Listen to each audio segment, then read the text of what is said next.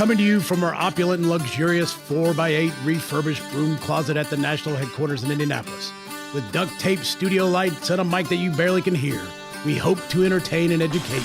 This is the Tango Alpha Lima podcast. They call me crazy cause I'm facing all my giants. They try to scare me into thinking I can fight it. They tell me I should never even think of trying. But that's just me, I'm gonna live out in defiance. Hello, and welcome back to the Tango Alpha Lima podcast. I am your host, Mark Stevie, Special Projects Counsel at the American Legion National Headquarters. And we're joined, as always, by our Minister of Defense, Jeff Daly of the Michigan Dailies, and Ashley Garbolja Maldonado, who's really excelling at looking creepy here for some reason. I'm not sure what's going on. I got to give the people what they want. I know. What was the reference Jeff's got you like did a whole earlier other flavor. I'm trying to bring the complimented flavor. Is that? Oh, Oh. okay. Oh, wow. Yeah. Oh. Jeff, no, Oh, yeah. come on, man. He's like, I can't even say these things on the air. I got nothing to say that will pass the censors. All right, so today we have some special guests. This will be the second time that we've had some documentary people on. Yes. Today we're joined by Neal Schrodetzki and Ethan Morse of Time to Kill Productions. Again, I'm sorry if I butchered your last name there, Neal. It's not all that easy. Ethan grew up in upstate New York, and Neal grew up in Phoenix, Arizona, and the two of them met, as fate would have it, in the spring of 2004 after they arrived at their new unit, which is the Old Guard, the 3rd Infantry of the United States Army, which most people know is where it's called the Old Guard, and they do the Tomb of the Unknown Soldier, and they do a lot of other things. And they both served as in the same squad as casket bearers in Delta Company of the 3rd Infantry Regiment. So this is now they did one documentary on the Tomb of the Unknowns that did quite well and won some awards, and you'll hear them talk about that. But now they're back with a four-part documentary about life in the Old Guard, the 3rd Infantry, and it focuses on not just the Tomb Guards themselves, but also the Caisson platoon and some of the other specialty platoons. So we're excited to have them join us today, and we'll get back with them right after this quick commercial break. Did you know that you could cut a 5-pointed star in one snip? Betsy Ross did. Learn her secret and many other things you might not know about Old Glory in the American Legion's bookazine, Indivisible, the Story of Our Flag. Available at legion.org/emblem sales. And now we are joined by Neal, I'm going to butcher the hell out of this, but Schrodetzki, is that correct? You got it. All right. And Ethan Morse of Time to Kill Productions. We just had a little intro for you guys, and I did not read the full bio because partially you guys have a great bio to begin with. It's very small but novel. It's also super long. Yeah. Yeah. So we wanted to give you a lot of content. You could just chop it right down to Ethan and Neal. Yeah, content we got. I was like, all right, but let's start. You guys served in the 3rd ID together, and I assume both of you were 11 Bravos infantry. Yes. There we go. So both airborne infantry, 11 Bravos, 1 Papas, airborne, but leg unit with the 3rd ID. Yeah. Now, not to be confused with the 3rd, the big 3 ID. Right. So it's the 3rd Infantry Regiment. I don't think 3rd ID even exists anymore. Didn't they do away with it? I don't know. It used to be down in Savannah, Georgia, I think, and I think it got rolled into somebody.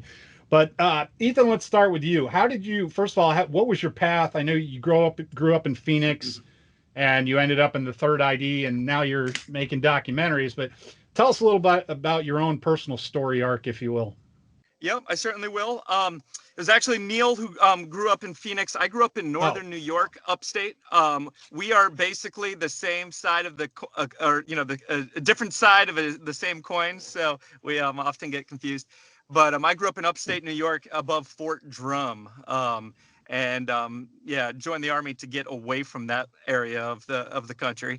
And I ended up joining up after 9/11 and thought maybe I would want to go to the old guard, the 3rd Infantry Regiment. Asked my recruiter. He said there's no way we recruit there. And I said, that's fine. I just want to be an infantry airborne guy, and send me to Iraq or Afghanistan. That was 2003. From Fort Benning, Georgia, I ended up getting recruited to go to the old guard. I still didn't really know what it was. I asked them, hey, could I go to the Tomb of the Unknown Soldier? That recruiter said, I doubt you have what it takes to be a tomb guard. And I said, well, that's fine. I'll go anyways. That's where then I got assigned to a casket team where I met Neal. And then I'll kind of let him pick up with his journey to get us there where we met up. Yeah, so I kind of the same path. I was getting out of high school in Arizona. I grew up in Arizona and looking for a way to pay for college. And the recruiter spotted me on career day, and that ended up being the path I took. And in basic training, I actually had one of my close friends at the time. His dad served at the Tomb of the Unknown Soldier, so he gave us these pamphlets to look at, and there were these old '80s style with the illustrations and the different platoons in the old guard. So that was kind of the first real spark. And then when I was in 30th AG, we got the opportunity to go. And I was actually at basic training with that guy's 2 sons, because we all went together as a group. And so I was the only one that was called selected. So it was also like, to my peers, I was like, I'm going to go because his dad was always really big on it. So got through basic training and went to the old guard. And I think I was there for about a year before Ethan arrived, and I was kind of making my way through the casket platoon up to full honors. And he came in. Here's this fresh guy from New York who was older than I was, but he had never had a beer, never been with any women, and he was just here he is in this infantry group. So we were kind of like, all right, we got to show him the ropes. But it was great. It was good to meet him, and we had similar backgrounds in the sense that we were both homeschooled up until at least high school, I think. So we clicked and looked out for each other. 30th AGs, I know when I went through Sand Hill 30th AG, they said, all right, everybody who's over 6'1", take a step forward. And we all took a step forward, and they're like, have you heard about, and I was like, oh, no. Took a step back. I was like, not doing it. No, it's like, I can't even drink coffee without spilling it everywhere. I knew old guard was not going to be my bailiwick. So now you guys have already done one documentary that I had the pleasure of watching this morning, actually. Oh, and wow. It looks like one of the big things, it was like, what'd they say was it Delta Airlines flights, or somebody else picked it up? Yep, that was, we had a 9-month exclusive on Delta for in-flight entertainment. That documentary, The Unknowns, came out in theaters. We ended up winning Amsterdam Film Festival, the Van Gogh Award for Best Documentary in 2017, thanks to Neal's directing style. And that led to then this new series coming out Christmas Day, where we kind of went back and expanded on the old guard. And now we have an episode, it's called Honor Guard. That's narrated by Academy Award nominee Sam Elliott. And it's got 4 episodes. First one's about the history of the regiment, which goes through kind of what you were talking about with holding your coffee. We follow a young soldier who just gets there, and he has to learn to stand at attention for an hour and like 25 minutes. And he talks about the fact, like, hey, just try to turn off the Game Boy, try not to drink coffee or whatever, and go stand in the corner and look at the wall for an hour. It's mind numbing. And then we have an episode about the caisson, which is the horses, the episode with the U.S. Army drill team, and then an episode with full honors, the casket, which is, of course, where Neal and I started with caskets. I never did full honors. He did almost 1,200 burials. Yeah, wow. Before I hand it over to Jeff, but the very first thing I looked up was to see if the caisson platoon got some love, because those guys are great. And isn't it amazing? Yeah, the Legion, actually, part of some of the things I had done earlier was we got those guys donations from Carhartt so that they could use them in the stables and everything. And then we actually helped. They didn't have their own challenge coin for the caisson at one point, so we got some really nice caisson coins made up. So I'm a big fan of the caisson guys, and I'm glad to see they got a little bit of love. So, all right, Jeff. Which is actually the first episode. I think you mentioned, but yeah, caisson's number 1 in this caisson's series. First one. Yep. Good. Okay. We like those guys. All right, Jeff. So I was gonna compliment Ethan on his hair. I don't know how he did that, but it's amazing. And my second observation was your recruiters I need to cross-reference the names because they sound like my high school guidance counselors. You don't have what it takes to do it. You'll never be anything. But which, kind of sucks, but it motivated you to do big things. Now, you guys kind of left out one of the most impressive pieces in your bio is that you're both American Legion members at the greatest post in all the land, Hollywood Post 43.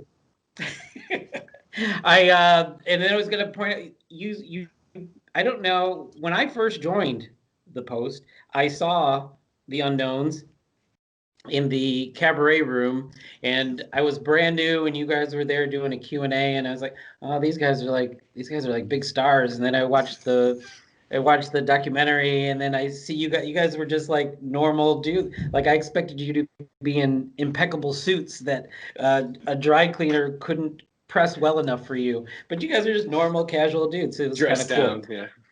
Right? And one of the things I remember in the Q&A was you talked about how difficult it was to gain that access, even though you were insiders, to be able to film that. Can you talk about how you got that access, why it's so difficult to get, and just go from there, I guess. Yeah, with the Unknowns, it ended up taking, once we first had the idea that we wanted to do it, we were kind of the Society of the Honor Guard. Tomb of the Unknown Soldier had reached out to us to do a bio on our squad leader who got killed in Afghanistan, Sergeant Adam Dickmeyer. And that ended up ballooning into the idea of making a feature around the Unknowns, the Tomb of the Unknown Soldier training. So to get access, I just called the person that was going to present the idea at the board at the regiment over and over and over every Monday until he realized I wasn't going to stop. So I think like 2-3 months into it, he was like, okay, I'll bring it up at the next board meeting. And then that took another month of calls, and then eventually it got through.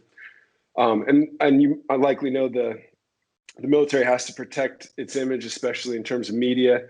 And so I feel like there was a lot of concerns surrounding the whole intention of the project to make sure that we were going to present the Tomb of the Unknown Soldier in the best light.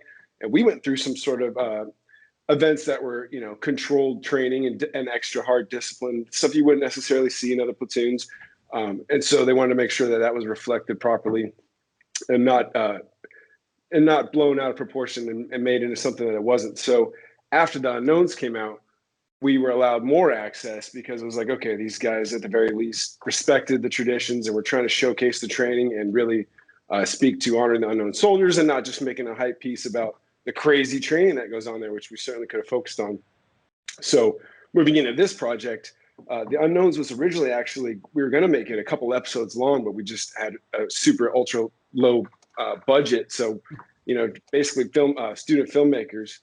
So the fact that we got it finished was a win for us. And then we raised a larger budget for this one. So we expanded to 4 episodes. And the editing portion took the longest, but for access, the Army was a lot more willing to let me just go do what I needed to do because I kind of had the Unknowns as a calling card to point to in terms of respect for the unit. So nobody really, but we did have some issues getting into Arlington National Cemetery and filming there because I think I put a GoPro up at the Tomb of the Unknown Soldier a couple days in, and it stepped on some wrong toes, and people were like, no, they actually created a new mandate, no GoPros in Arlington because of that move. It was cleared through the Army, but not through Arlington National Cemetery, and there's conflict there. So whatever it was, you're still treading on thin ice. So you got to be careful there. There's a lot of units in MDW. Yeah, and I wanted to also mention, Neal's tenaciousness is what got through all that paperwork, but it is like threefold. There's OCPA LA, it's the Office of the Public Affairs out here in Los Angeles. They have to sign off on it. The unit that you're filming has to sign off on it, and that helped because we were from the Old Guard, and I'm a badge holder, and Neal's done over 1,200 burials, and so the Old Guard Public Affairs Office would say like, yeah, it's okay for these guys to come film. And then Arlington also had to say it's okay. So there's like almost 3 layers, 3 different entities. And then OCPA LA kind of recommends to the Pentagon, hey, the unit wants to be filmed. Arlington's okay. Then the Pentagon signs off. And then it's kind of like 3 layers of bureaucratic red tape that Neal had to swim through. Yeah. So that was like the bureaucratic access, but once you guys are in there, how is interacting with those people? Did they just instantly accept and open up? And Well, being there for this series was pretty incredible because at the very least I had something to point to with the unknowns. I wasn't just the first time with the unknowns, they were kind of like, at first they were really restrictive in what we could film. And then after we were there for a couple of days, they just let us go, which was awesome. And they were like just turning a blind eye. They're like, yeah, sure. You're just staying here for the day. And then we'd go roamed all over Arlington and shot what we needed. But for this one, Arlington was essentially completely closed off except for escort. And in the platoons themselves, I just kind of, I forget the term for it, but I just kind of inserted myself into them, and I was just the guy there with the camera there. And they, at the time, they were assuming we were going to get some sort of Netflix deal, so they called me the Netflix guy, and I ran around and I just picked up stuff. But there's still friction there between the different platoons because the chain of command, for example, you could be filming one platoon that wasn't ready for you to film, and all of a sudden, like, what's the guy with the camera? And you get that chain of command coming up to you and saying, some of them thought I was combat camera, so it was really just me wearing dark clothes like I do and kind of sneaking in and out the back and getting the shots I needed and trying not to ruffle any feathers. And being stationed there, Neal knew, like, oh, hey, basic horsemanship class is starting what day? And the questions that the average, film crew might not know. And then you filmed, I think, for 5 months from August 2018 all the way till almost Christmas 2018.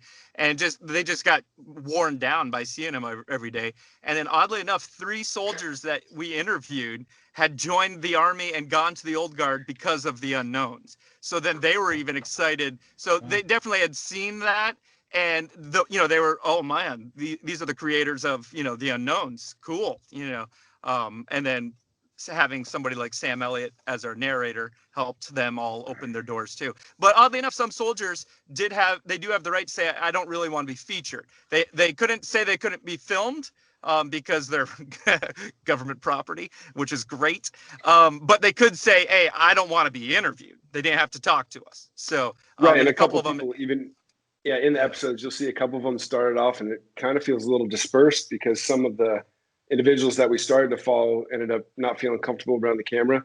And so they opted out. And of course, I want people to feel comfortable being filmed. So some people are really comfortable in front of and confident in front of the camera. But that was an issue too.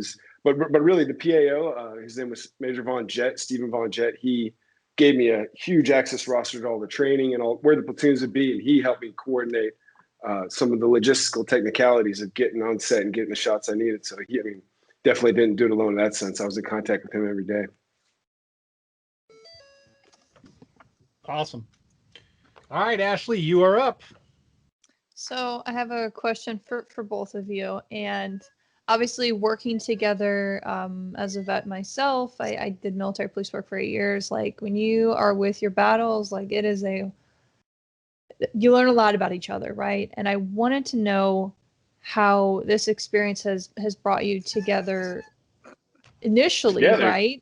No, and then like how you've grown and I think it's so fascinating that you two, different backgrounds, you find each other, there's common ground, obviously, like the Cloth of Our Nation brings us together, and then you're in this very niched, job, right? And it's different because, I know a lot of folks will always just kind of blanket and they'll just see like the Tomb of the Unknown Soldier. Like they don't see a lot of the stuff behind the scenes. And I was hoping that you guys could kind of, with both of your experiences in mind, kind of share a little bit about that, kind of like the insider version of one from your experience as a service member. And then on the flip side, like how that was then filming that experience and how that kind of attributed to like your perspective and how you wanted to capture everything in this film. When we met in 2004 with the caskets, did caskets for about a year or so together. Then I went and volunteered at the tomb. Neal and I were roommates then, off post at the time. We got our own apartment. So we were definitely clicking. But then at the tomb, I was just working there around the clock. And even though we were roommates for 18 months, barely saw each other, Neal would come home and I would just be shining my shoes or whatever. And he would be, hey, you want to hang out with the guys or whatever? And I would be like, no, I got to work at 3 a.m. at the tomb, that kind of thing. So after that, I got out actually a year before Neal. I did a 3-year enlistment. Neal did like 4. And I hey, let's go to film school. And Neal filmed my last walk at the Tomb of the Unknown Soldier. So we have footage of him saying like, hey, this is the first of many Ethan Morse, Neal Schrodetzki productions, you know. So that seed was already planted, and we both knew we were going to film school, which in the Army, if you say you have goals outside of the Army, you're usually looked down upon and sneered at. So they were like, whatever, you guys are going out to LA, losers, you know. And we were like, no, we're going to do it. So I came out here and went to film school. Neal went back to Phoenix, to ASU, to film school. And then Neal was in a horrible motorcycle accident that like the couple days before he graduated. And when he like woke up, he realized like, oh man, we got to like tell a story that matters, you know? And the biggest thing we've done was serve at the Tomb of the Unknown Soldier. So during his rehabilitation, we planned and did the pre-pro for the unknowns. That's when Neal was calling the PAO every single freaking week. And then we finally then went and filmed it. Well, it was a 3-week shoot. And as a tomb guard, being back there, and you know, my sergeant was killed in 2010. We are now filming in 2012. I was actually quite emotional and angry because like I knew physically I couldn't even do that job anymore. So like I'm seeing younger, stronger, amazing soldiers do what I poured 18 months of my life into. And I was really like overcome with emotions with that. Neal then was able to just film everything and capture everything that we needed. And I was kind of like becoming friends with all the tomb guards because they were a different generation. It was now almost 9 years after I had served there. So I was able to then, you know, hey, you're a senior badge holder at the tomb. So that means something. So they kind of welcomed us in. And then once, after about a week or two, we were just family. And, you know, and Neal was infantry too. They started, you know, and Neal served at the tomb as well. So, you know, all of us had lived it. And then being able to capture it was just surreal. And then now with Honor Guard, we feel like we are able to dig in even more. And that's what I'll let Neal kind of tell about his side of the story with kind of getting to there and everything. Yeah, I mean, at the beginning, what brought us together was, besides the fact that we were in the same unit, in the same squad, you know, trying to survive the same exact daily circumstances, was that we both loved movies. And so a couple of our friends, you know, we would all go to their rooms during the breaks and during weekends, and we'd watch these classic sets of movies like The Godfather. And DVD was real hot back then. So we were getting the new DVDs and, you know, popping them in and watching them all. Yeah, like, oh man, 16:9, this is great. And so, so that was where we really started to come together. And then we were super clean together. You know, like we're both really very high standards and rigid in that sense. So that ended up making us roommates, and we moved off together. We were comfortable living together. Ethan went down to the tomb because of that. After the military, we both went and did our school respectively and came back, like you mentioned. But what has kept us together is really this idea that we can figure out the entire movie business if we just keep working at it. And sort of the same things that were ingrained in us in the military, which is this is just a system of systems, and there are people here that you can use and resource to achieve your goals, and just really trying to understand the hierarchies has been something that's been really fascinating out here. So that's kept us together during all these projects. And also we have sort of different respective responsibilities in terms of what we bring to the table for the production and whatever we make.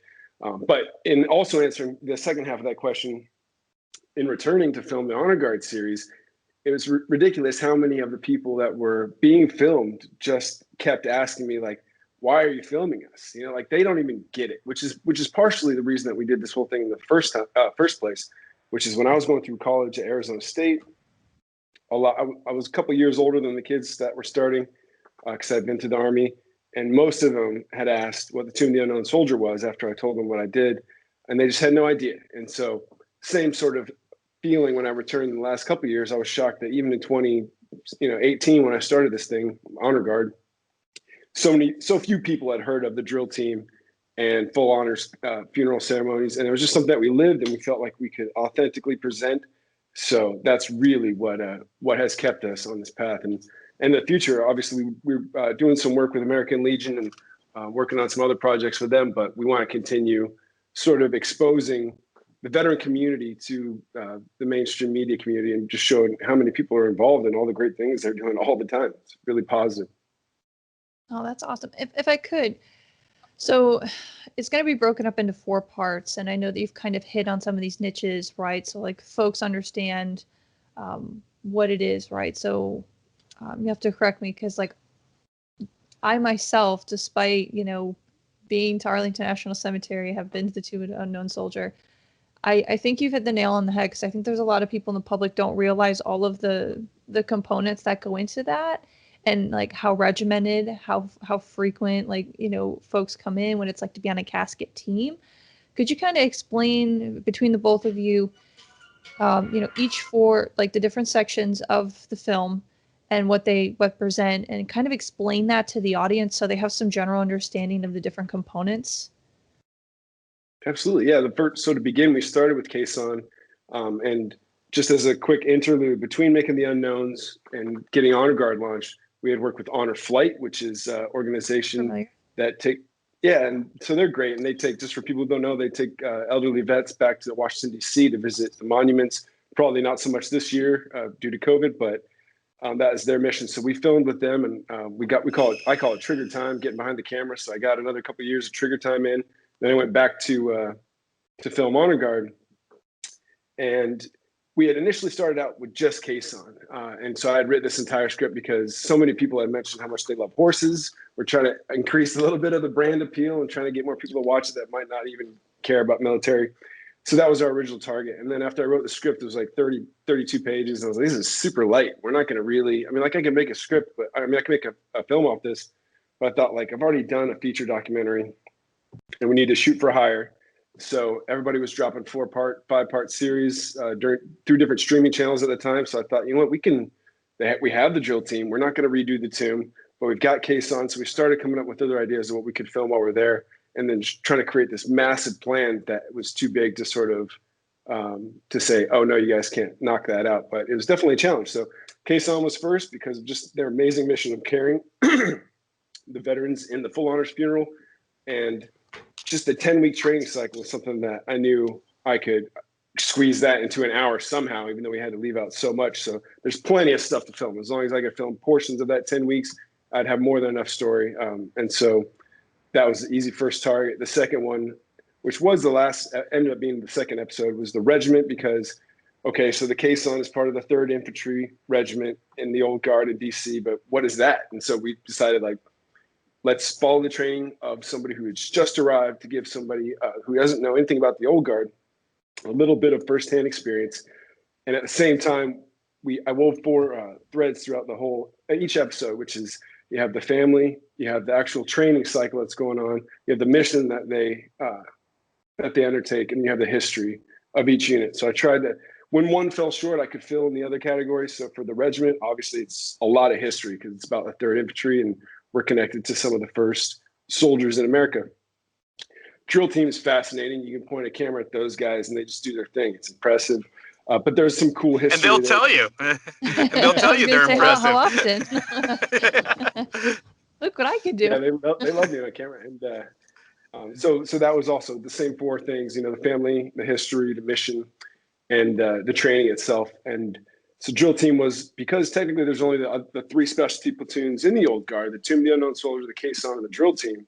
Full honors is part of the regular primary duty, and the regimental orientation program is just what every soldier has to go through when they arrive there. So those are the kind of episodes that we added on to this completed set of now having chronicled these 3 specialty platoons that are completely unique to the Army as a whole.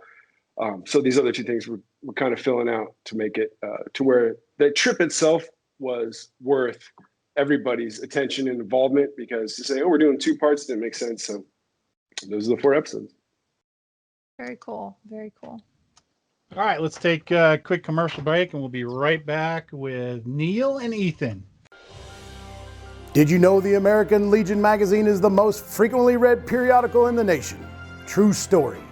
Find out why by joining today at legion.org/join.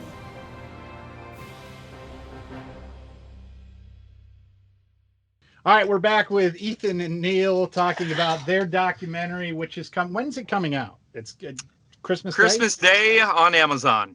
Christmas And Day then on shortly Amazon. thereafter, it'll also be on Apple TV, Google Play, Tubi, and a bunch of other streaming services as well in January.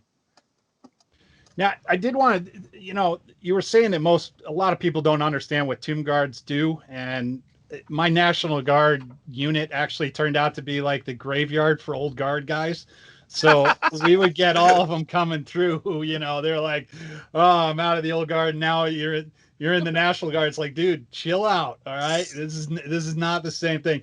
So I actually have a pretty decent idea what y'all do, and I've been to numerous funerals, and I've seen what is it called, the Spirit of America or whatever, where the guys run around in costumes. But can you talk about all the you talked about the specialty platoons, but can you talk about all the things you do, because you guys also like escort the president for inaugurations and stuff, if I recall correctly? Talk to us a little about what the old guard writ whole does. Yeah. There's the Spirit of America, Twilight Tattoo. They kind of change and rebrand it throughout the time. Usually a Twilight Tattoo will be like Wednesday nights down in the capital region. So we'd all get on buses and go down. And it's just a huge military pomp and circumstance. The drill team would be there, firing party. There'd be soldiers, but they're dressed up in Revolutionary War, Civil War, World War I, World War II, Vietnam, all of these things. And they'd just walk the country through the history of our nation, basically. And it's very patriotic, intermixed with the U.S. Army Band, the Fife and Drum Corps. And it was just literally, a show to promote Americanism, which is great because, of course, that's what the American Legion always does as well, promoting Americanism throughout our community and nation. Well, then another thing that like the old guard does that people don't, kind of realize is when you say the escort of the president, I would do like flag ceremonies where you're just holding a flag at an arrival ceremony at the president. If any foreign dignitary of, prime minister or president of the prime minister of Australia, I once did one, as well as the president of China, when they would come through to the White House, there would be a great welcoming ceremony. So when we were there, it was George W. Bush. He welcomed the president of China. It was hilarious to be holding a flag like right behind the stand. And the President Bush was like, from the world's greatest, superpower, the United States of America, we welcome you to our country, and then the president of China is like, from our 4 billion or 1.5 billion people, I say thank you. Both of them definitely letting each other know, like, hey, look, I'm a superpower too. So you're just sitting there holding a flag thinking like, this is history. Yeah. So one thing, and I wanted to mention, is we also, as casket bearers, would welcome fallen coming back from Iraq. So we'd fly in helicopters up to Dover. And because we had experienced that, Neal was able to work with the PAO to film and catalog that. So there's so many things that you do that people don't even know. And last but not least, I didn't want to take up all the answer, but Neal and I, we shoveled snow for the inauguration of 2000. I think it was 4, just random, so that people's toes wouldn't get cold on the snow. So we're not just, that's what the old guard does, is serve the national capital region of the military district of Washington, Yeah. Well, coming from upstate New York, you were well versed in snow shoveling. See, that's a misnomer. No, people up north, they don't shovel because everyone owns a plow. I usually allowed other people to do the shoveling while I was sitting in my turtleneck reading a book, sipping some hot chocolate by the fireside. Pinky out. And I'm sure we didn't have shovels of the old guard. We probably had like MRE spoons or something to use. Start taking it out. That's awesome. So I wanted to. Are you going there, Mark? Or no, you're good. Go. Oh, I just wanted to make sure that we highlighted that you two were the first 2 old guard that I've met personally. So thank you for introducing me to that world. But the third one was our past national commander, Brett Reisted. And I'm sure because you're a close knit community, you probably already knew that he was an old guard person, right? Yes, and we've compared notes with him a little bit. He humors us because he was in the presidential salute battery, and he asked us, like, are you filming a whole episode about them? And we didn't, but we told them that we feature them, so we show them firing their big, huge cannons a couple of times. It's pretty awesome. They're not 11 Bravo, so they can be ignored, right? That's That was my. I didn't want to say it. In actuality, I've got a And then whole my- bunch of footage of, yeah. Oh, I was just gonna say the last thing I want to talk about. You guys, you talked about when you clicked because you were both neat and tidy. I would expect that when you both went through living together, or what you both went through training, that would have been obvious, or is it not? Or what are people like when they're not, in full? There are some gear? nasty soldiers out Yeah, there. you see really full spectrum of cleanliness. Yeah.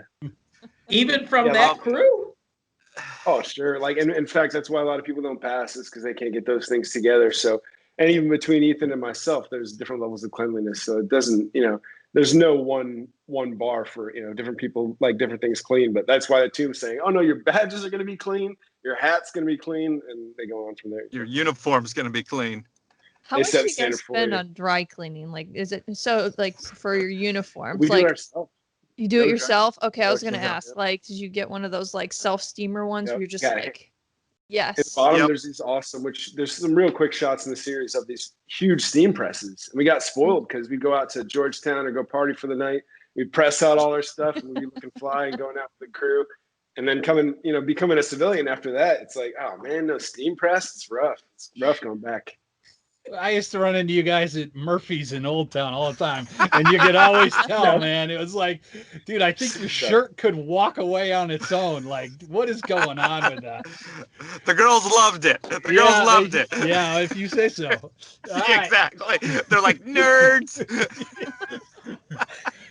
All right, guys. Well, it's been a real pleasure. We appreciate having you on, and we look forward to watching the documentary. And it's coming out on Amazon, which is, I'd say, Christmas Eve or Christmas Day. Christmas Day. Christmas Day Day. on Amazon. And the soundtrack too. So look out for that. Made by Ryan Lindvite, which is Ethan's cousin. He created the score for us and narrated by Sam Elliott. So That's great. Well, thank you guys for joining us. thank you for having me. All right, Jeff, we managed to live through a podcast with 3 members of Post 43. So I actually should congratulate you, Ashley. Thanks. You and I have really done the Herculean lifting on this, wouldn't you say? Yes, absolutely. Now, we're not going to see each other for, a week or 2 here before we do another recording. How are you going to spend that time away from Jeff Daly? Is it all happiness and sunshine, or are there moments of passing clouds? Wow, that's a loaded question. You're gonna have to define a way. I picture my mailbox being filled with Christmas cards and some Facebook Messenger video calls. I get it. I understand. I know. I'm just so needy. Gosh. You know what? For the audience, for the viewers, for the listeners, I really do enjoy Jeff as much as we go back and forward. I really do enjoy the banter that we have in the relationship. Jeff is a lot like paprika to me. He's good to have a little bit of, but if you get too much of a it dose, just makes you be want to careful. sneeze and throw up. Yeah. Now, see, Ashley was taking us towards the end of A Beautiful Christmas movie, and then you had to Grinch it. You totally I can't Grinched do it, it, man. dude. I'm sorry. Too much time watching Now kids movies. Now I can't wait if you for. want to feel feelings, you're going to have to go and find a different podcast. Well, I don't can't wait have for them. I can't wait for What are Christmas. those? Feelings. I can't wait for Christmas so I can see these 4 episodes, and then I'm going to text both of you and ask you what you thought of it. Because I will 100% watch it on Christmas Day. Yeah. Oh, me too. Totally. I'm very Not excited. just to get away from my kids, but because I am fairly eager to see their video. I think it's going to be great, and I'm really looking forward to it. I'm excited too. I think it's going to be insightful. I think that there's a lot of unknowns, for lack of a better term, right? See what I did there? When it comes to the old guard, and I think from the outside looking in, this is going to be a great perspective for folks to really fully appreciate the amount of time and discipline and dedication it takes to be within the old guard and operate it's it's a very serious demeanor of call to purpose and service, right? So it'll just be nice to see folks kind of get some of those layers peeled back for that first glance again. So yeah, I hope we get a little humanity out of them. That's my usual argument with the third ID guys, that they all seem so monolithic and just laconic and stereotypical. But these guys were fun. These guys were great. No, that's what I'm saying. Like, I think it's cool to actually see. I mean, you got the old guard guy walking back and forth, and you're like, well, he doesn't have any personality. No, they do. Right. It's just they've been the butt of so many jokes in the Army that I've heard. Just because I'm not gonna front even this. I wouldn't last in the old guard 20 seconds. The entire front of my shirt would be stained. Me too. Like I'd have to have a Tide to Go pen on me at all times. Like I can walk across the room and just attract soup. And I don't even eat soup. Like, there's just no way I could pull it off. So, good to know. You got crumblies in your beard, but you don't attract soup. Or you track always soup. Okay. It's little macaroni every now and again. Maybe that could be a Christmas thing you could do. You could let the kids decorate your beard. That would be fun. Yeah, that's not good. Right now, everybody's on the naughty list, so we're threatening to. Yeah, there's a whole lot of naughtiness going on. I'm looking for a lady that wants to get on the naughty list out there. Snap. Oh, jeez. Oh, jeez. Well, on that note, that'll do it for all of us here today. End of the Jeff Daily. As an attorney for the American Legion, I have to specifically inform you we will not pay for counseling from what you just heard from Jeff. But do remember to subscribe to the Tango Alpha Lima podcast on Apple Podcasts, Spotify, YouTube, or wherever you listen to podcasts. While you're there, review and rate us. 5 stars, 5 stars. If you want to send us feedback, you can comment on YouTube or Facebook, or you can send us an email at tangoalphalima@legion.org. Again, much thanks to Neal and Ethan for joining us today. Do not forget, it comes out on Amazon Prime on Christmas Day. So get those presents. You get to watch one thing on TNT, whatever the stupid show is they play 24 hours straight. A Christmas Story. Yeah, whatever. I got a Christmas Story, leg lamp Ohio, for you. by the way. Oh, but filmed in Indiana. Yeah, I was gonna say there's some touch points here. This is nice. There you go. Yeah. This is the never-ending outro. Don't shoot your eye out, kids. All right, guys. We'll see you in a week. Bye. Bye.